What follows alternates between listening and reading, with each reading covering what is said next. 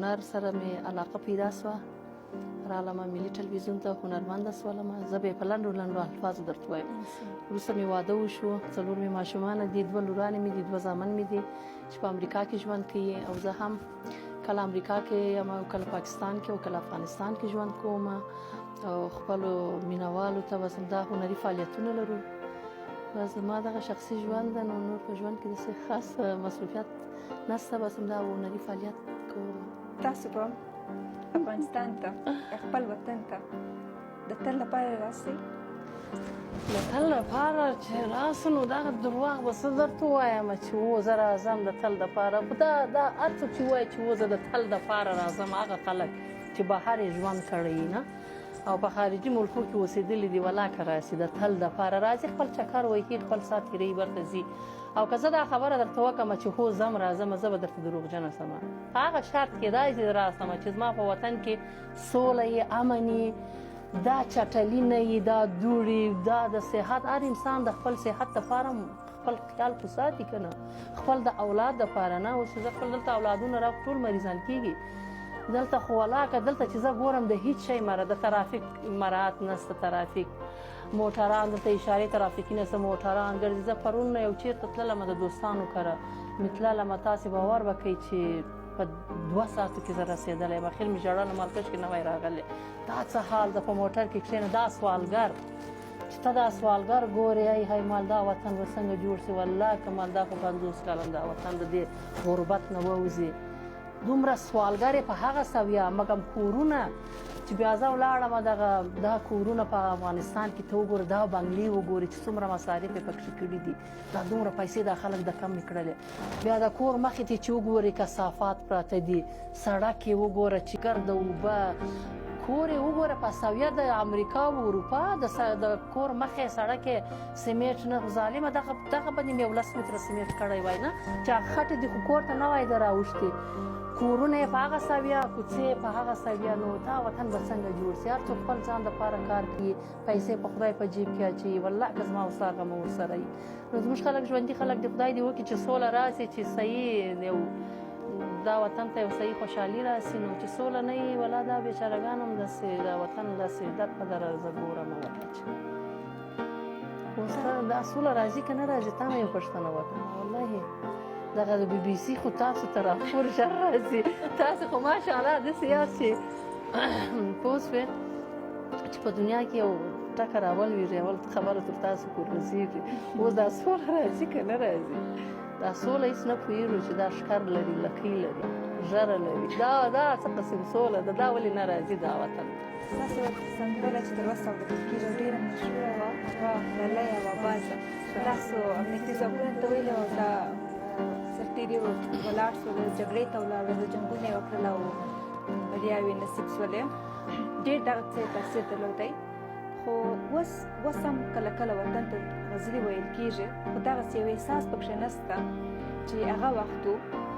ستاسو د نظر والله نو د اوس او د هغه وخت په منځ کې خو ډېر فرق دی. هغه وخت چې و دا دولت چې و دا سربازانو ته یې د ملي ځواکونو ته یې توجه هم ډېره درلوده. نو ځکه موږ مجبورولو چې دوی ته باید موږ کنسرتونه ورکړو، موږ یې تشویقولو چې موږ باید دوی ته ولاړ سو، مورال ورکړو. تاسې باور وکړئ هغه وخت دغه لالی او آبازه چې ما ویلی ده، هغه وخت د اوابازانو عقب نشیني کړې وو، ډېر د جنګ نه خسته سوي وو، څوک پروازونه نه کوله. بیا ما دا سندره وویله چې اوچت که پروازونه ستړی نه شي له پروازه، لالی او آبازه. تاسې وګورئ چې که یوه ښځه په یو ځوان چې هر څوک یو غږ وکړي، لکه د مثال په توګه ملاله وه، ولاړه له سنګر ته، که په میوند کې شهید نه سوې، خدای ګلاله یې بېننګي ته دې ساتمه. که یوه ښځه په یو ځوان باندې، هغه هم چې په داسې ځوانان چې وطن ساتي، یو غږ وکړي، یو ناره وکړي، هغه ډېر زیات په غیرت راځي، په جذبه راځي. چې میلیون روپۍ ورکړې، دوی دومره په جذباتو نه راځي. خو چې یوه سندره ورته ووایي هغه د ښځو لخوا، نو د دوی جذبات او احساسات پارول کېږي او هغه سنګر دوی دشمن له منځه وړي. نو ځکه پورته سولم لالی او اباز مې وویل یقین وکړه چې داسې پروازونه یې ظالمانو وکړل نو داسې په دشمن درته دغه ګډ کړي چې توبه. نو زه ډېره خوشحاله وم. بیا مې ډېر ښه ومل چې باید زموږ هنرمندان ټول همیشه هم داسې سندرې وایي او زموږ دولت موږ تشویق کړي، موږ ته دغه زمینه مساعد کړي. اوس دغه زمینه نه ده مساعد. دا اوس ما ته امر وکړي چې نغمې ولاړ شه دا سربازانو ته کانسرت ورکړه نه زما امنیت ونیسي او سربازان دغه کې ولاړ شه سربازانو ته سندرې ووایه. زه ځمه، زه نه بیریږم، زه دوی چې جنګ کوي موږ ورسره د دوی ملاتړ کوو، زه ورسره په جبهو کې ورسره مخکې همداسې وو په جبهو ته به موږ تللو. ای سربازه یاره، ای سربازه یاره، خیجه په مورچل باندې بیا به دې ودکمه سوری د اور بلاندې. ما هم لا تړلې ده ځمه د وطن په ننګ، ما هم لا تړلې ده ځمه د وطن په ننګ. ګوره چې په شا نشې، ګوره چې په شا نشې زه په تینګ تکل باندې بیا به دې ودکمه سوری د اور بلاندې. نو چې دا یو سرباز ته ووایي هغه چې ځان نه وژني په دې وطن څه وکړي؟ جبهو ته موږ ته تللو مخامخه خواته مجاهدین و هغه وخت او دې خواته موږ وو. نو په ټانک به ولاړ وو، ما به سندرې ویلې، هلته مایکونه او دا شیان هم نه وه، سندرې مې ورته ویلې، هغوی هم اورېدله، هغوی هم خوند اخیستله، هغوی هم ضرورت لري موسیقي ته. مګم زموږ ته بیا چې کانسرت و موسیقي به خلاص و بیا به خپل جنګ یې کاوه. زه خدای داسې ورځ راولې چې بیخي دغه سندرې ونه وایو او داسې د خوشحالۍ د مینې محبت سندرې ووایو، د ورورولي سندرې ووایو، د ژوند سندرې ووایو. نو بس نور خو والله په جنګ کې بیخي ستړي شولو. نور زه هم نه غواړم چې د جنګ دپاره سندرې ووایم. نو د خپل وطن دپاره ملي سندرې مې خوښې دي چې هغه ملي احساس ولري.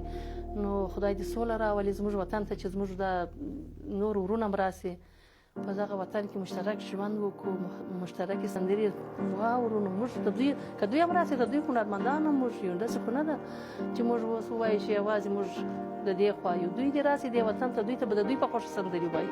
والله چې وایي چې نغمې نور سندرې مه وایي، نعتونه راته وایه، زه به نعتونه ورته وایم، په وړاندې به مې په سرې نعتونه ورته وایم، خو چې سوله راسي چې دا وطن اوس ارام سي نه. نو ډېر جنګ جګړې پکې وسولې، نو موږ دا قرباني به موږ ورکړو. خو خبره دا ده چې بس څه ووایو، نو اوس عقب نشیني موږ هم اوس نه منو. نغمې جان تاسو ویل چې د ټانګونو پر سر به دوی ته ښایستې غزلې ویل او دوی به دې ته څېدله چې ولاړ سي او جنګونه وکړي. د هغه سندرو څخه یوه دانه راته زمزمه کړه. اوچت که پروازونه ستړی نشې له پروازه، لالیه وابازه د شنه اسمان شاهینه د وطن د غرونو بازه، لالیه وابازه دا شین اسمان کړه پاک د جنګ له وریځو تل تر تله زما د پیکې ګله، څو پاک چې دا وطن زمونږ له غیر او له غمازه، لالیه وابازه. تر کله به سندرې وایې؟ تر کله به سندرې؟ یو ډېر سخت سوال. او د عمر تر اخره؟ والله نو تر عمر تر اخره پورې خو زه فکر نه کوم چې څوک دا وخت په اعتبار هم نشته نه، بیا خصوصا په اوسنۍ شرایطو کې خو بیخي دا مرګ داسې سوی دی د لیمن هم نږدې ده درته نه، څوک نه پوهېږي چې نن ژوندی هم سبا څه کېږي. خو تر څو چې کولی سو انرژي را پکښې کېده نه او غږ مې خراب سوی نه یو کوی سمه نه او خلک مې خوښوي سندرې ورته وایم. د ماشومتوب د ملګرو څخه کې داسې کوم شته چې اوس هم ورسره په تماس کې او داسې وخت هم شوی چې څه د ګورئ او خپل د ښوونځي ښایستې ښایستې خاطرې سره رااخلئ؟ والله متاسفانه په د څو کلو راهیسې نه چې زه د افغانستان نه وتلی یم نه بیا مې نه دي لیدلي. ماشومتوب ملګري مې لکه ما غوندې وه چېرته په نورو ملکو کې به یې یوه امینه نومېدله، زما ډېره نږدې خورلنډه مې وه چې په چوکۍ کې یو ځای سره کېناستلو. نو یو څه موده چې پاکستان کې ومه لیدل مې چې په پاکستان کې ده. بیا د هغه نه وروسته نو څوک چا راته ویل چې اروپا ته تللې ده، بیا مې نو بیخي رابطه ورسره نه ده سوې. زما د صنفیانو سره د یو سره اوس روابط نشته، یا خو به یې مېړونه کړي دي که نه په خپل ژوند به سره اخته وي. هغوی خو به ما پېژني چې زه نغمه یم نه، نو کوای شي چې ما پیدا کړي، خو ظالمانو زه یې نه یم پیدا کړی تر اوسه پورې، او د دوی ادرسونه ما سره نشته او زه نه پېژنم چې د دوی چیرې ژوند کوي. بهر چېرته چې وي الله دې خوشحاله او نیکمرغه لري. ژوندی کې څنګه لایقه وې؟ والا تر هغه وخته پورې چې هنري فعالیتونه مې نه وو شروع کړي، لکه چې په قندهار کې ومه ښه ومه، لایقه ومه، همیشه دریم دوم نمبر راتللم نه، په درسو کې مې ډېر توجه درلوده، ډېر لایقه نجلۍ ومه. خو بیا وروسته د دې هنري فعالیتو سره درسونه راڅه پاتې شول، ټنبله شولم. د خوښې مضمون دې چې کوم یې و؟ د خوښې مضمون مې بیولوژي و، تاریخ او جغرافیه. او بد چې دې راتله؟ بد چې مې راتلله ریاضي. ټنبله وم پکې کې، بیا هم ښه ومه، خو بیا هم علاقه مې نه وه ورسره، لږ سخت مضمون دی نو. که سندرغاړې نه وای نو څه به وایې؟ نو که سندرغاړې نه وه ډېر علاقه مې وه چې ډاکټره جوړېدلم، ډېر مې خوښ دی نه. اوس موږ روحي علاج کوو د خلکو، هغه وخت به مې جسماني علاج کوو د خلکو. تاسو د کنسرتونو ته چې ځئ ډېری وخت ټول نارینه یې سړي او تاسو یوازې پکې اوسئ، کم مزاحمتونه مو کم وخت لیدلي یا تاسو هېڅ فرق نه کوي او تاسو دغه چې دوی ستا مینهوال دي هر څه دي؟ والله داسې مزاحمت خو مې نه دی لیدلی چې مثال زما په مقابل کې کوم بې احترامي سوی یې، خو داسې ده چې دا زموږ خلک رښتیا هم د هنرمند سره ډېره زیاته مینه کوي، خو د مینې په چل موږ نه پوهېږو چې هنرمند ته څنګه مینه ورکړو، نغمې ته څنګه مینه ورکړو نه. راځي یا څوک به کمیس درته څیري، ظالمه کمیس ولې څیرې په عام مجلس کې؟ کمیس مه څیره، راځه یو ښایسته ګل راته راکړه نه مثال. نو داسې مینه کوي که نه خلک، او زه د مینې ته ډېر زیات احترام کوم. بس زموږ خلک دي همداسې یې مینه ده، نو خو مینه کوي، ښه د مینې چل یې لږ سره ګډوډ دی. نو اکثره وخت زه پروګرامو ته ځم، زموږ ټولنه خو تاته معلومه ده چې داسې محرومه ټولنه ده چې هلته ښځې مکتب نشي ویلی، بیا نو د نغمې سندرو ته څنګه به راځم، پکې مشکله ده. نو اکثره نارینه یې، بیا زه به دا نارینو ته سندرې وایم چې بس دوی د اعصابونه ارام یا خپل ښځو سره ښه برخورد په کور کې ولري. ستاسو سندرې داسې څه ځانګړتیاوې لري چې همیشه تلپاتې وي؟ خو نه یوازې زما سندرې، هغه سندرو کې چې ما مخکې تاسو ته وویله چې ښه شعر، ښه کمپوز، ښه موسیقي او د هنرمند احساس او یو ښه پیغام ولري، نو زه فکر کوم هغه سندره په معیار یو پوره سندره ده. نو زه فکر کوم چې زما سندرې کې به دا شیان بیخي نغښتي دي.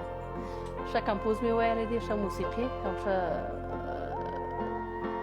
یو پیغام، ښه پیغام یې درلوده خلکو دپاره.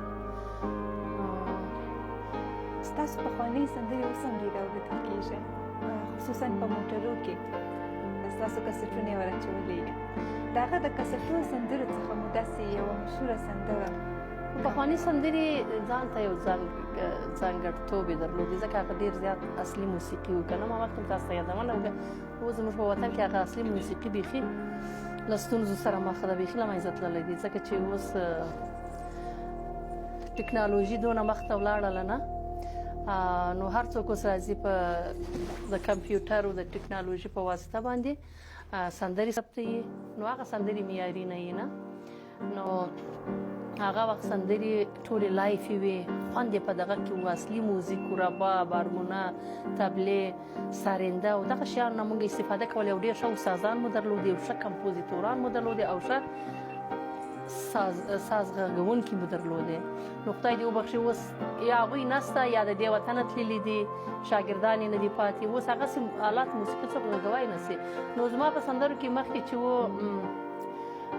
دغه شیان شامل وو، ځکه خوند کوي که نه پخوانی موسیقي، لکه د چنارو لاندې منګیه، ما چې ګورګورې ټولولې، مازدیګر دی که نه د کابل ته ځمه، زما ډېر پخواني لکه کوتره الوتمه تا ولیدم که نه، زما ډېر پخواني سندرې دي. نو تاسې هغه موزیک د اوس نه چې مقایسه وکړئ، کېدای شي د اوس هم زه ډېر کوشش کوم زما موزیک د هغه نه به ښه سوی، خو مطلب هغه اصیله موسیقي چې پخوا وه، اوس هغسې نوازندګان موږ نه لرو.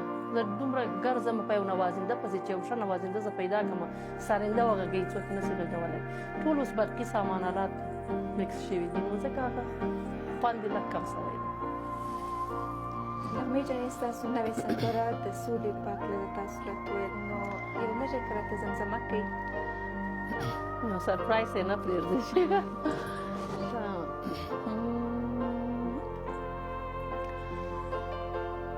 تبر زین په اوږه کېده او یو پړقله لمر راوړه تبر زین په اوږه کېده او یو پړقله لمر راوړه دې پیلوزو ته د ستورو د سپوږمۍ خبر راوړه له ترخو مو زړونه ډک دی بس خوږه سندره راوړه له ترخو مو زړونه ډک دی بس خوږه سندره راوړه ترې ته مې را پیدا شه ربابي ملنګه راشه ترې ته مې را پیدا شه ربابي ملنګه راشه جنکیو مو منالې درته نظر د لونګو دا ګېډۍ زلفې یې ګوره لکه تور لوګي د بنګو پاچایي دې صدقه شه ستا د سرو سترګو ملنګو پاچایي دې صدقه شه ستا د سرو سترګو ملنګو پټنو په ګډا شه ربابي ملنګه راشه پټنو په ګډا شه ربابي ملنګه راشه ربابي ربابي ربابي ملنګه راشه کله کوم تناوسې کومه غزلې ډېرې د ځان سره زمزمه کوي ښه احساس درکوي هغه سندرې زمزمه کومه چې زه کمپوز لاندې او زه کار ورباندې کومه نو چې اشپزي کومه یا په کار اخته یم زمزمه کوم چې هغه زما زده سي نه باید کم ځای څه قسم راولم کم سور څه قسم راولم نه چا کمپوزیتور راته راکړي چې نغمې دا سندره بس ته ریکارډ کوي نه بیا هغه سندرې اورم زمزمه کوم یا هغه سندرې چې نوي مې جوړې کړي بیا یې اورم چې ما په دې کې غلطیانې چې شي دي نوي کې زه ګورم چې کوم ځای څه قسم ویل سوي دي نه بیا یې بار بار اورم څه د کالو ډیزاینره څوک ده ستاسو کالي که ځوان نجونې دي که سپین سرې ښځې دي که محمده ښځې دي ډېرې خوښوي دا چې زه ډیزاینر لرم نه په پاکستان کې هم لرم په دوبۍ کې او دلته هم لرم زه چې کوم کالي جوړوم زه خپله ورته وایم باید څنګه ټوکر واخلې څنګه رنګ د څه شي سره مکس کې پرتوګې څنګه یي دغسې زه خپله ښه ډیزاینره یم یوازې ما د سندرو کمال نه ده زه ډېر کمالات لرم ښه اشپزه یم ښه ډیزاینره یم او ښه یو موټر چلوونکې یم نو زما ډېر شیان زه دی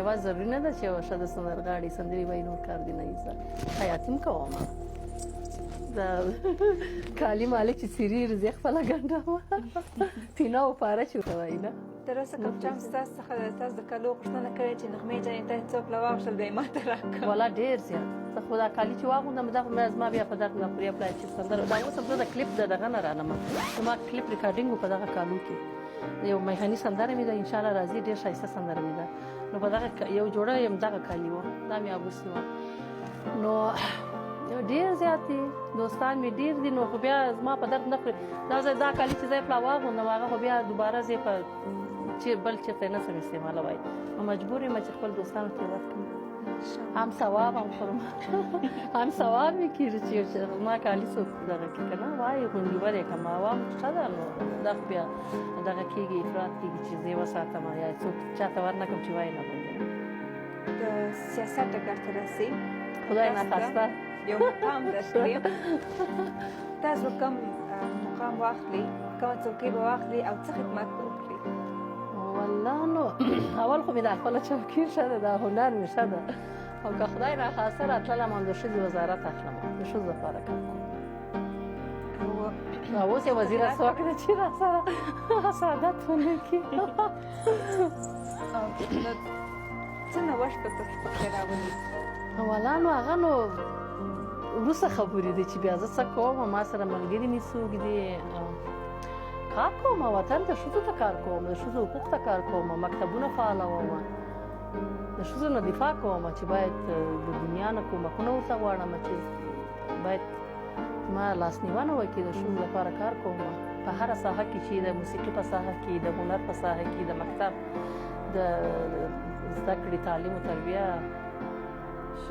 دغه پوهنتونونه مثال ته اوس ګورو خصوصا ډېر زیات توجه مې دا ده چې ښځې باید درس ووایي چې ډاکټرانې سي موږ بیخي ښځې ډاکټرانې نه لرو کله دا حق حقوق زموږ ښځو ته ورکول سوي دي تر اوسه پورې چې ښځې پورته سي مبارزه دې وکړي اول زموږ په ښځو کې دغه نشته دغه قوت نشته دغه طاقت نشته اول تاسې دغه قوت و طاقت پکې راولئ بیا به دوی درسره ودرېږئ تاسو پوهېږئ لکه موږ دا تېر تاریخ ته واوړو که نه موږ په تېر تاریخ کې بعضې تاریخ جوړونکي ښځې درلودې چې زموږ تاریخ اوس هم په ویاړ کې لکه ملالۍ لکه نازو انا عایشه دراني رابعه بلخي تاسې وګورئ که دا اوس دغه اوسني ښځې دغه اوس د انګوس شمارې ښځې چې په هغه کې زه هم درته ښیم دا اوس موږ دومره قهرمانان یو دومره مبارزه مو کړې ده چې د هغوی نه موږ ډېر زیات تاریخ باید په موږ وویاړېږي ځکه چې موږ په دغسې شرایطو کې مبارزه کوو چې د دوی په شرایطو کې نه خودکش وو نه د ښځې سر پرې کېدی نه ښځه سنګسارېدی دا اوس شرایط تاسې وګورئ